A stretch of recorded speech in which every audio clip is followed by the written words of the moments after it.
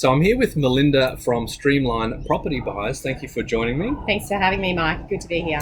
I want to talk to you about Brisbane, which is your specialty. It's where you live and it's where you transact. The property market has changed nationally after the result of the election, and obviously finance is a key issue at the moment. What's happening in Brisbane on the ground?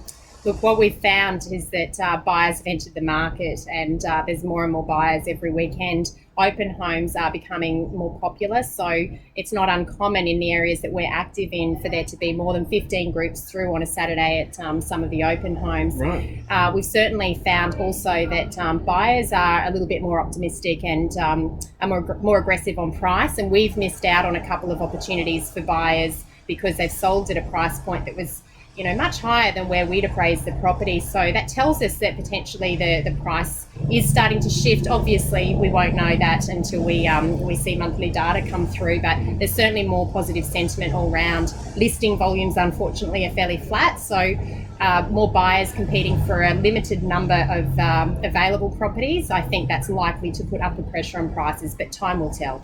And then I guess people are going to potentially jump more into the market because they see the green shoots, or they see that they're getting a better value for their property, which has maybe come off a little bit.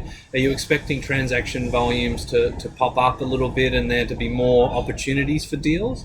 Yeah, I think that because the availability of funding is becoming a little bit easier, and potentially people are able to borrow a little bit more once those ceiling rates are reduced as a result of those changes by APRA.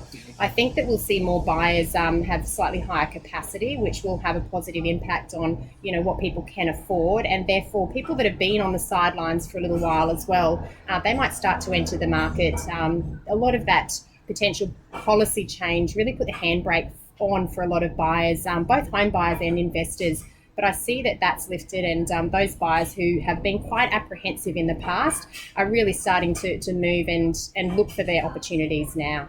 So you've called the bottom of the market?